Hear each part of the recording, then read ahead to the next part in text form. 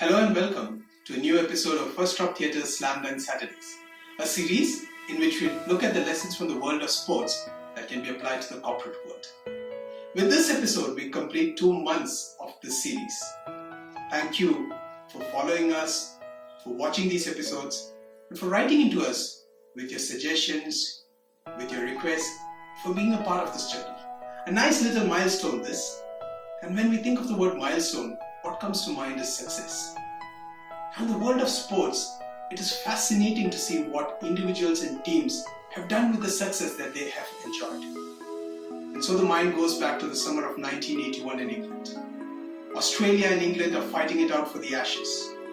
At the end of the second test, England are trailing by 1 test, and things look really bleak for them. Their captain, Ian Botham, has been removed from the captaincy, though is still a part of the team, and it looks like they're going to really struggle for the rest of the series.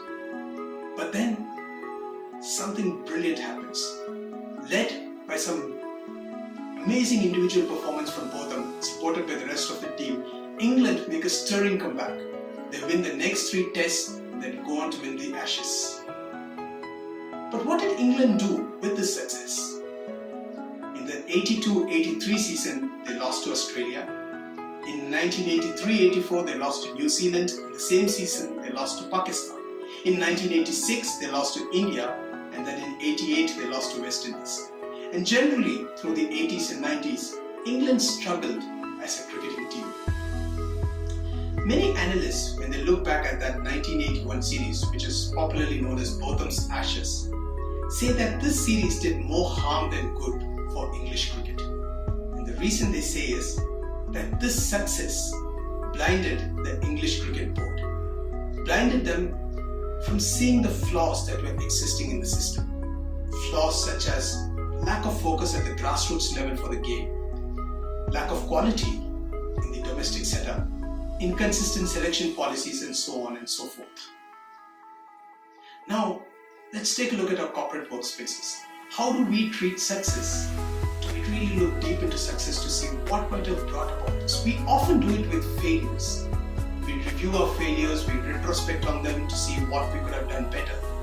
But do we really look at success in the same way? Do we dig deep to see that did this come about because of the process we have put in place? Or was it just moments of inspiration that brought about this success, and it is blinding us to the flaws that are existing in the system, which is going to come and hurt us sooner than later?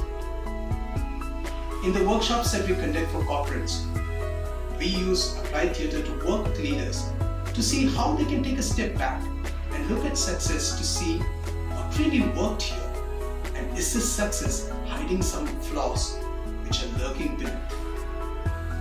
Thank you for watching this episode. Do write into us as always with your feedback, with your thoughts, with your comments, and until we meet next week for the next episode, take care.